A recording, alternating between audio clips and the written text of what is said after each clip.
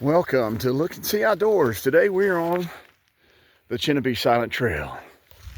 Just left the parking area, heading up to the Turnip Seed campground. There's the main road. Beautiful woodland setting here for sure. Bobby and Chad are with me today, or I'm with them. We're in the Cheaha Wilderness in the Talladega National Forest. Going to be doing about a 4 to 5 mile hike today.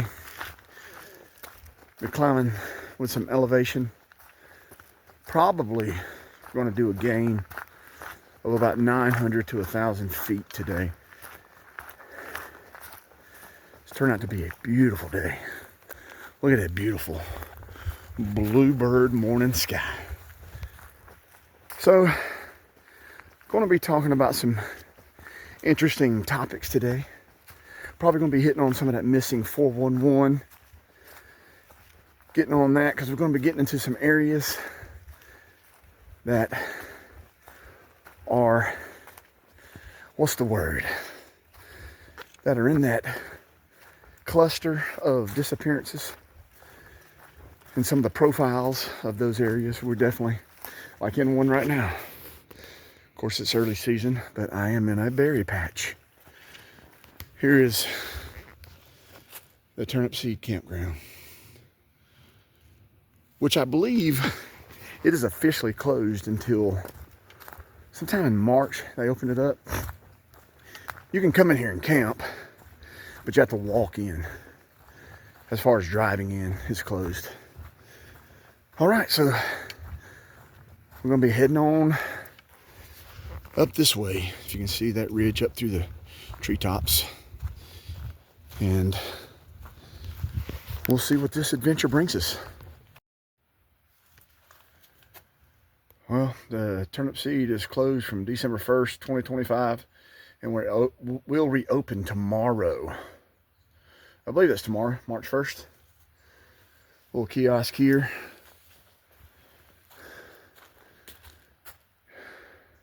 Camping permits information. I've got to be honest, I've never gained. That's the drive in here. And these are bear proof garbage cans. I'm trying to remember how long it's been. Man, it's probably been 5, 6, 7, 8, 9, 10 years since. No, I don't think it's been 10 years. Or maybe close, I don't know. But I love how the environment is. Right now we're kind of in this stand of longleafs. And it's beautiful. I mean, these are not longleafs, by the way. These look like loblollies. But I think these more mature, some of them are longleafs. But these are loblollies, it looks like. So going through this pine thicket here, we're going to be getting into a low creek bottom, if I remember correctly. And then we'll cross it. And then, don't know if the sun's blocking it out, but the ridge up there. And it's going to be a lot like being in western North Carolina, eastern Tennessee. It's going to be fabulous. Look at that. Expert. Chad's mad. All right, so we're catching a little bit more elevation here.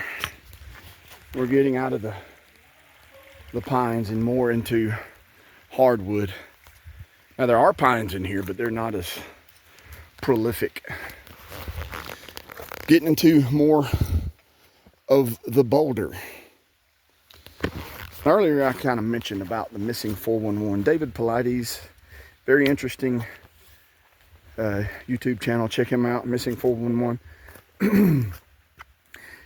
He's basically covering the disappearance of millions of people worldwide in mainly national parks and I guess, state parks to federal lands that are open to the public, remote areas, some not so remote. But one of the 3 ID features of where people disappear, and Bobby brought it up, water is one of them. And we passed that creek down about a half a mile back, and berry patches and boulder fields. And up here, before we climb up onto the ridge where the Pinhoti Trail is, we're going to get into what I consider a pretty massive sized boulder field. So as we get up in there, I'll video there too. And we've been having some good discussions about Bigfoot and portals and dimensions and realms and what all that could be. I gotta catch my breath here for a second. This is beautiful, as always. Lower extreme region of the Appalachian Mountain Range right here in North Alabama.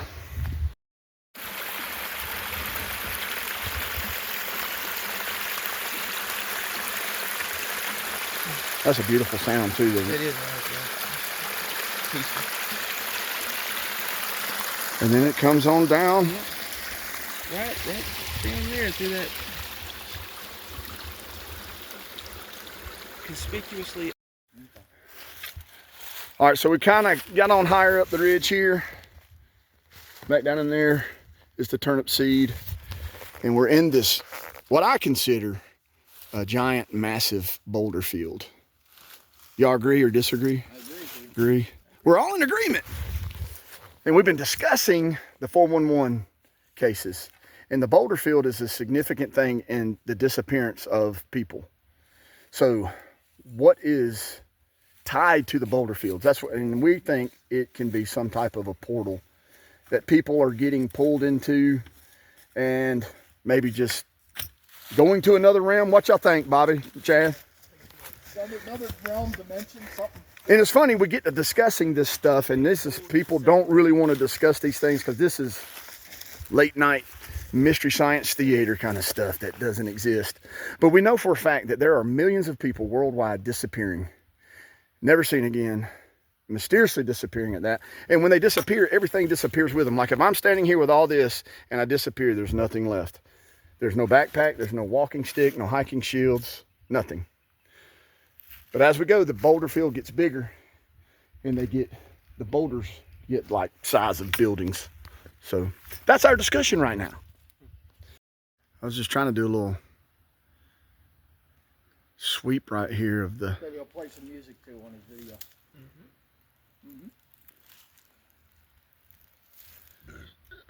We'll call this Chris Point. We're sitting at Chris Point.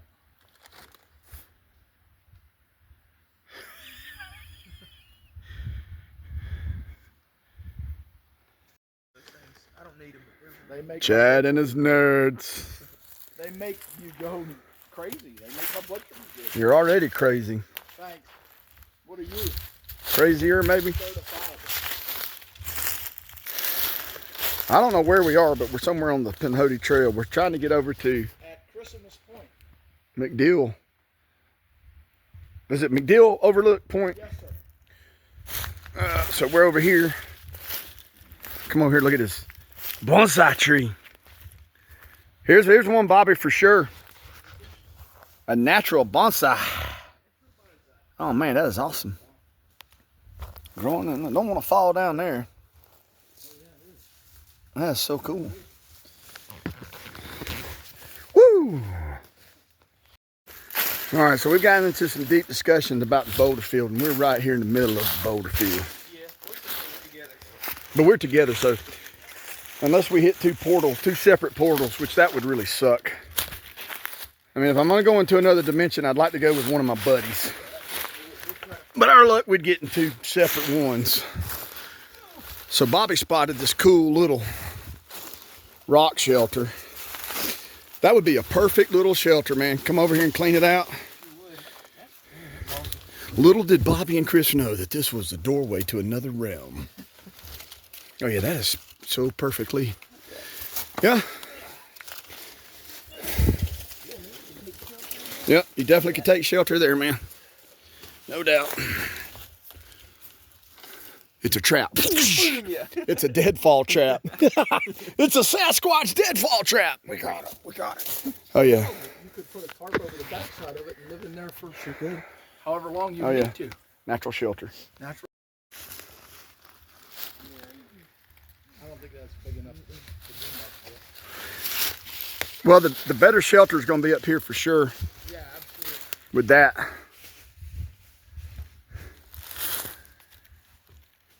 Because right now, Chad, I'm feeling the wind coming off right here. The face of this hill. Well, I mean, you know, man, that's so pretty.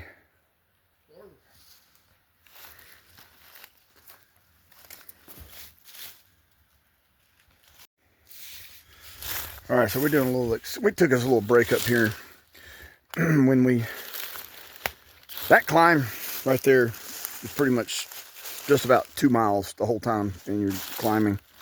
Maybe half a mile of it, 3/4 of a mile, you're down in that bottom. But other than that, you are climbing. It's 1,100 feet approximately in elevation down there at Turnip Seed. And I think we're at 2,100 feet. So that's about 1,000 feet in gain. So that's a pretty good climb there. So right there is the Pinhoti Trail. This would make a pretty decent campsite over in here. Kind of hidden. You have to scramble to get to it, so it's not like an easy just step off and you're here. You have to try to get over here without falling down or getting in these portal traps. There's Chadamus. So I think here in just a few minutes we're fishing to head on to McDill, M-A-C D-I-L-L.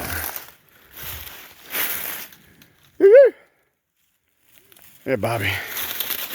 All right.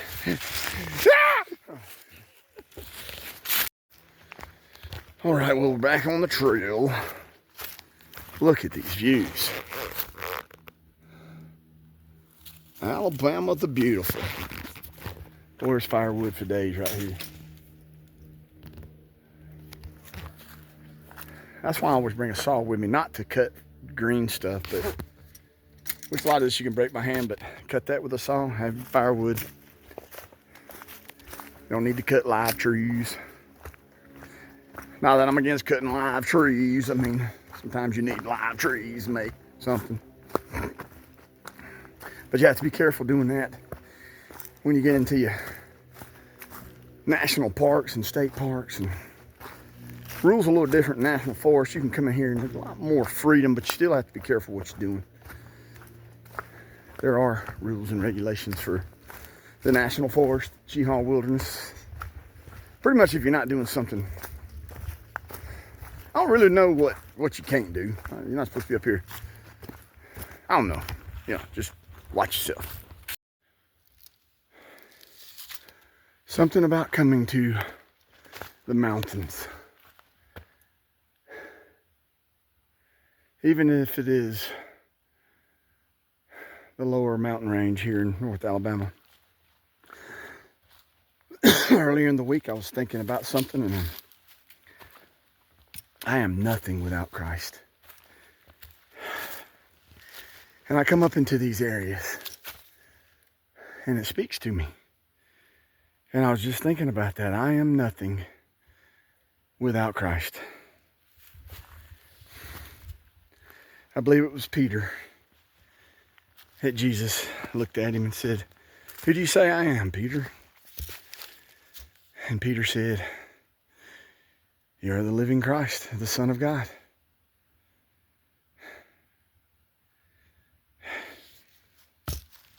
I just think about how powerful that message is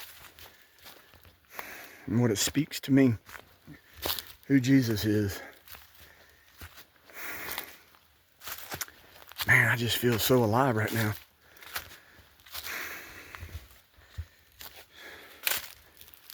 Just feel so alive. All right.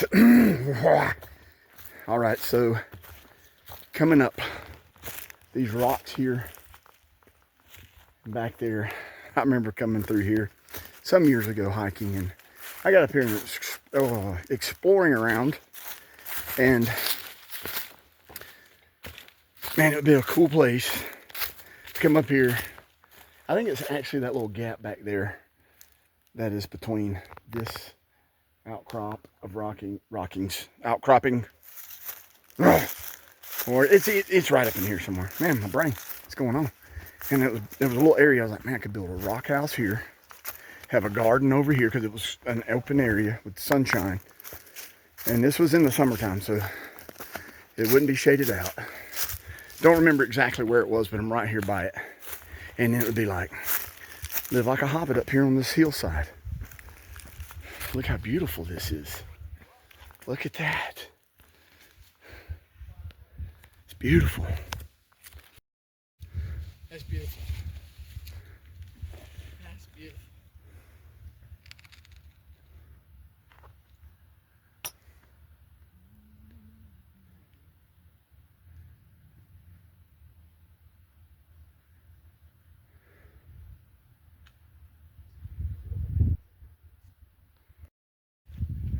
All right, so this is some overlook here on the Pinhoti Trail. That little outcropping of rocks above my staff is McDill Overlook. So I sent them a message that I did not make about the mileage, and it said that basically it's a 2.5 mile one-way trip from where we were parked to McDill.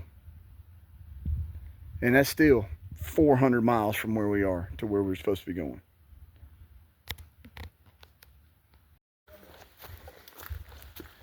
All right, so we're heading back.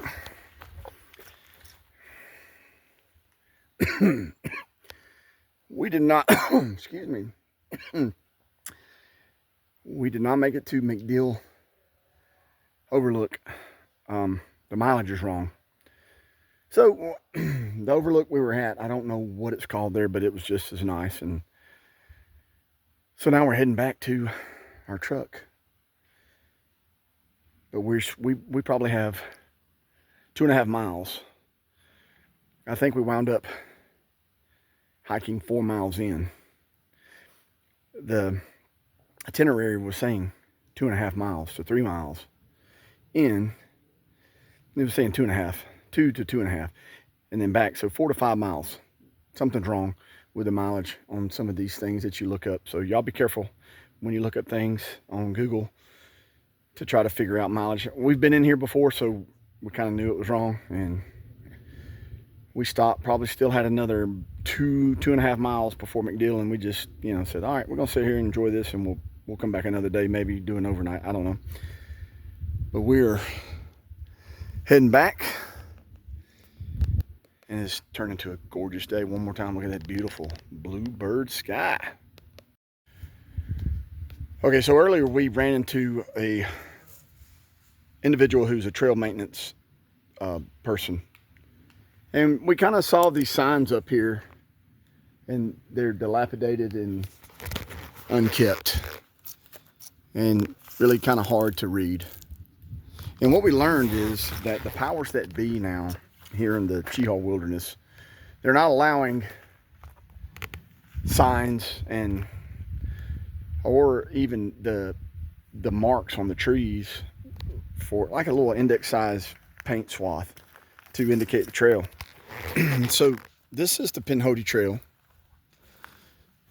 and Chenabe Silent Trail, and this is the Odom Trail.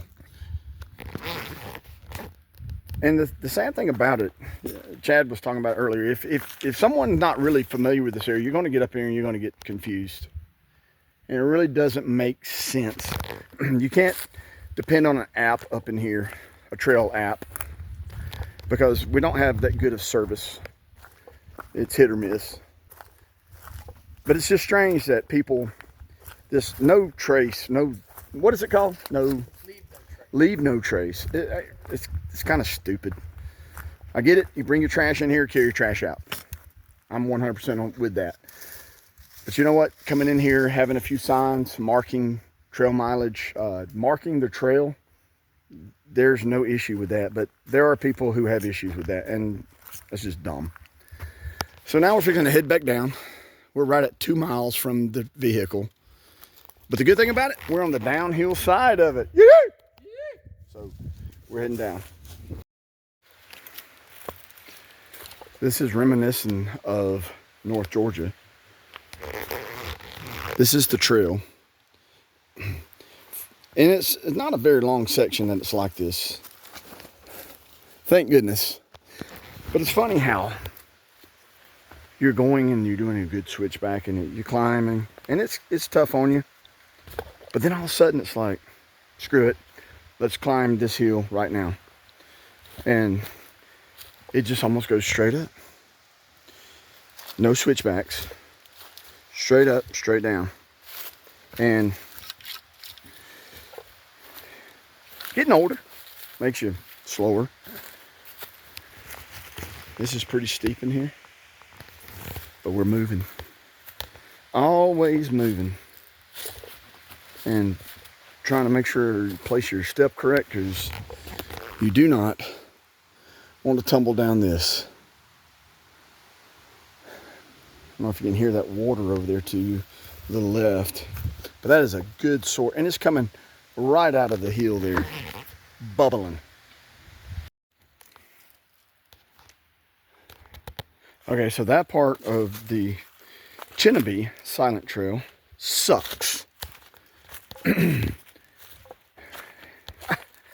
Sometimes I just don't understand trail design.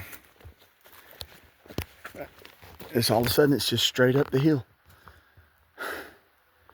or straight down. So starting to get a little more across the hill than up the hill or down the hill. Still a little rugged, more goat trail. Rained up in here yesterday. We had a lot of rain move through Alabama yesterday. And there's a lot of water in some of these sections. Oh man, you can bust your butt right here.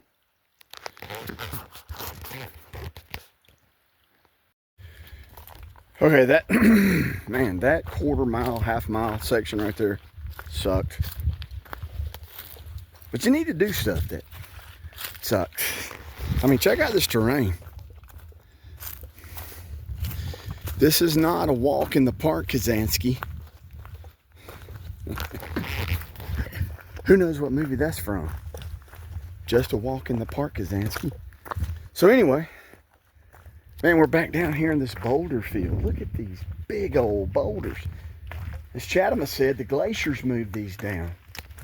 I think it also had to do with the flood. The great big flood. Noah knew all about it. He built a boat. A lot of people think you're crazy when you talk about Nephlim, when you talk about arcs, and when you talk about Jesus Christ. Fairy tales. But I believe in those fairy tales. I believe it was C.S. Lewis once wrote about being old enough to believe in fairy tales again. So if they are fairy tales, they're fairy tales that I enjoy believing in and talking about. Coming in here, I think all that missing 411, I think all that stuff kind of ties in to just things in this world that we can't explain. Other realms that I believe exist. I mean, when you get up in here, you can't help but wonder about stuff. But you know, at one time I read that all this had just about been logged out of existence. And look at it now. Look at these trees. We're up in here on this ridge coming down off of it on the side, and there's a lot of hardwoods. And then we're going to be getting down into that bottom again where the pines are. Then the parking area. But the trail is a lot easier. So I'm happy with that. Because that one section up there, wow, man. It's like, why am I here? But I enjoy it. It's nice. I mean, you just don't get to see this every day right here. At least I don't. It's beautiful, beautiful up in here.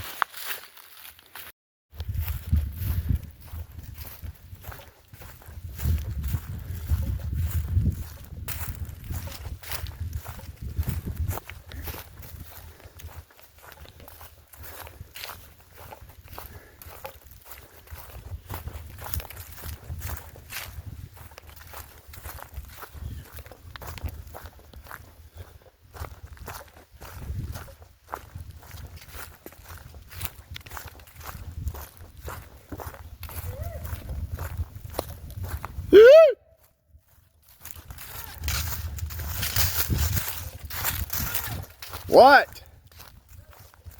Dude.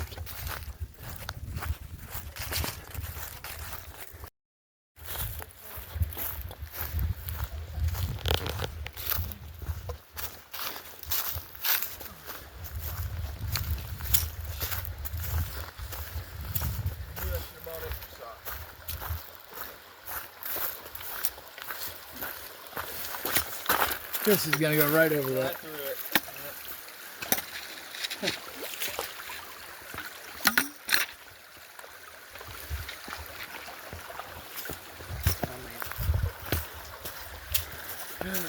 Dang it. You might be better off just walking through it. Yeah. I'm telling you, it is what it is.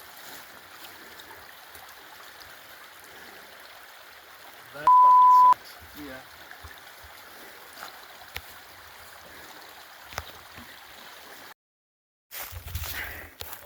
Well, we were just a few hundred yards from the turnip seed parking area. Just past here, the campground. I think I filmed it earlier. It's winding down our hike for the day.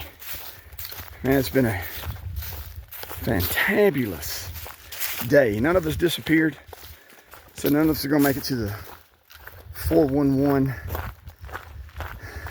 archives, thankfully.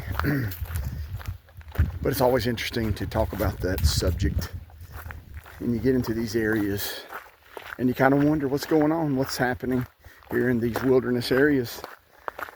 Something is, people go missing, disappearing every day, and they're never seen again. Some of them are found. Some of them are found alive and well, disheveled a little bit, the clothes turned inside out. You need to check these videos out and these stories out. Very interesting. Some of the children that are recovered, they say that a big bear took care of them. Very interesting stories indeed. And unfortunately, sometimes people are recovered and they died for some reason or another. And that's always sad. It's always sad when someone loses their life. So, Chatamus is right there. Bobby's probably already at the truck, about ready to honk the horn, so we're fixing to get out of here. Maybe we'll do a little bit when we get to the truck. We'll see what goes on when we get back to the parking lot there. Here at WWWI Radio, Outdoor Radio. Alrighty, well, we made it back to the Chad's paddy wagon here. Bobby, did you have a good time? Yeah. Chad? Yeah. The muss? Did you have a good time? You have a good time? Survived. We did survive. I had a great time. I love this. We need to do this once a month at a minimum. We do it when we can. So we're fixing to head and get something cold to drink.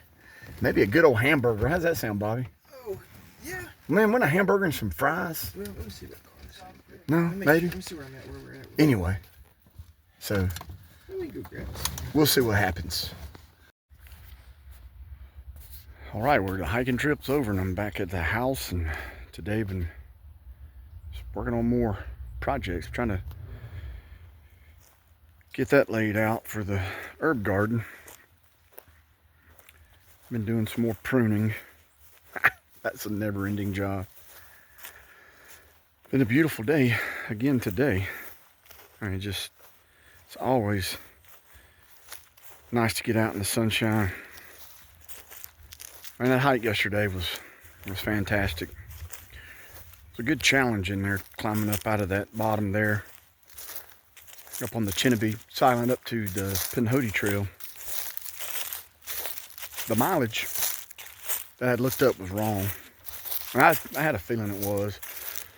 Been a while since I've hiked to McDill Overlook. And I've done it different ways, 2 or 3 different ways. I know for sure 2. I've come in from the turnip seed, and I've come from the